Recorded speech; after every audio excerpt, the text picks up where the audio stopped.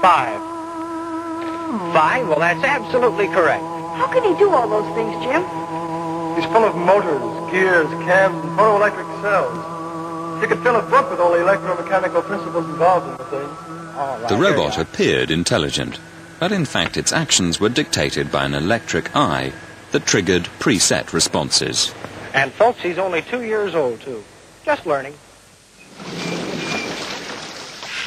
Since the days of Electro, mechanical men and beasts have become entertainment fixtures. In films and in theme parks such as Universal Studios' Jurassic Park ride, robots have reached a frighteningly high level of realism.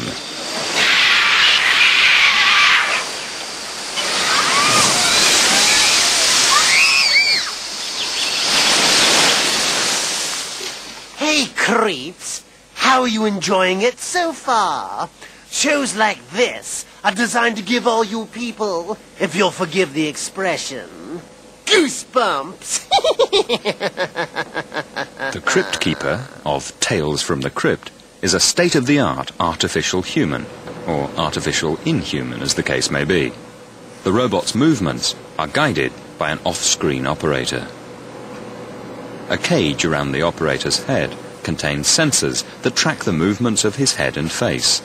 The robot mirrors his actions. You know, kiddies, I have a great deal in common with the Phantom of the Opera. The Crypt Keeper's dialogue emerges in a convincing way from its silicon lips, thanks to sophisticated software and dozens of mechanical muscles buried beneath its skin. Hey, what's going on up there? The Crypt Keeper was built by a California company called AVG. AVG started out as a maker of industrial robots, specifically machines that sewed up car upholstery. But after creating a few androids for films, they left the dull side of robotics behind for the glamour of Hollywood. Now AVG builds entertainment robots for museums and amusement parks around the world. The company has designed creatures of all shapes and sizes. Unlike the robots you'll find at NASA, these machines aren't assembled in sterile laboratories. AVG's humanoids start out as plaster casts. This is a mold for a prehistoric woman being created for a Japanese museum. The white gloop being painted on a cast of her arms will quickly turn into soft silicon skin. Eventually that skin will be stretched over a robot body similar to this humanoid's. He's called Mr. Tech, and unlike conventional robots, he's powered by air pressure, not electricity. Having air for blood makes his movements smooth, and it makes him less prone to breaking down. In the world of theme parks, where humanoids run through set routines thousands of times a year, reliability is essential. But Mr. Tech is really just an actor playing a limited part from which he can never deviate. Will we ever build a humanoid that can think for itself? Can we build machines that not only look like humans, but behave like humans?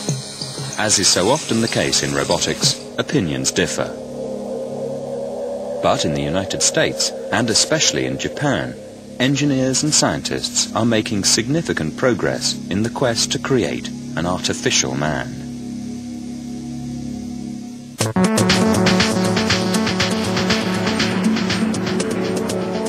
Tokyo's Ikebukuro district is a showplace for the latest consumer technology. Here, hundreds of thousands of devices are sold at bargain prices to consumers with a seemingly bottomless appetite for the newest, fastest, and most elegant machines. It's no surprise then to learn that Japan has the largest population of robots in the world, more than 7 times as many as the runner-up, the United States.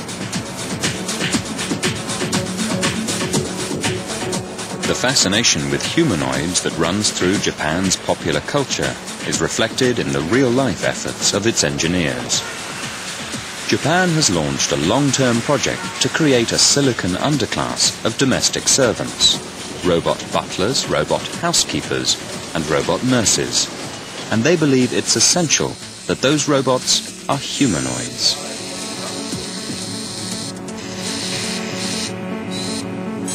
This is Ality 2. It was built at Tokyo's Waseda University. It's designed to react to stimuli the way humans do. In this case, it has been programmed to display emotional responses to the intensity of a light.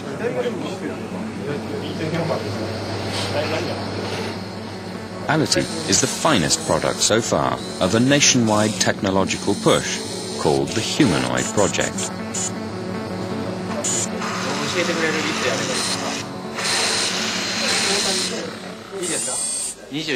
In the Humanoid Project, we theorize that in the 21st century, humans, robots, and cyborgs will coexist within society. When that time comes, we think that it's desirable for the robot to look just like a human. We think that because of this robot's human-like movements, we can achieve a much smoother communication between humans and machines.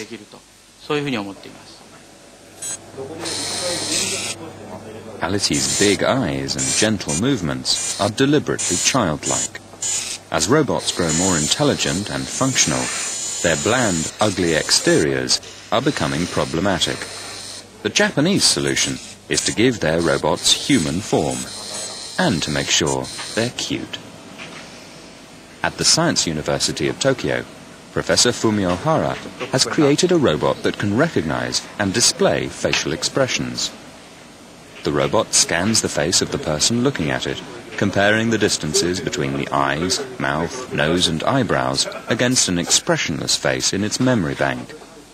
When the robot has locked on to a particular emotion, tiny machines push around the silicon skin of its face to mirror the mood of the person in front of its cameras. いいかもしれないよ。なんかやらないと。そういう時にロボットをですね、人が。This project was started in order to improve the relationship between humans and robots by improving robots' facial expressions. If robots are not easily accepted by people, especially by older people, they cannot work for people. That is why we are trying to create a robot that is acceptable to the elderly.